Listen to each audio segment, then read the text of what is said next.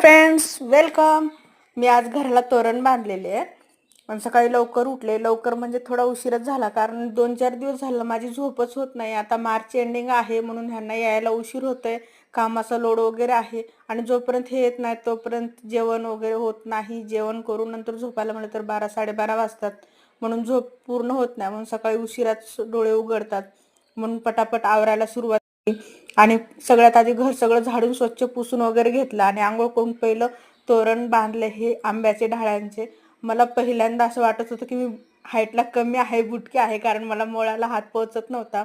स्वयंपाकाला उशीर झाला म्हणून ह्यांना पहिलं दूध दिलं प्यायला. तोपर्यंत मी पोळ्यांची तयारी केली. आम्ही दोघंच आहोत, पण सण म्हणलं तर पोळ्या कराव्या लागतात आणि आवडतात पण जास्त नाही, पण 1-2च पोळ्या खातो आम्ही. बघू शकता तुम्ही, पाडव्याचा दिवस आहे, वरून संडे आहे, तरी पण कस्टमर्स आहेत. माणसं बँकमध्ये जातात आणि मार्च एंडिंग आहे म्हणजे तर खूपच गर्दी आहे. चला भेटू पुन्हा. बाय.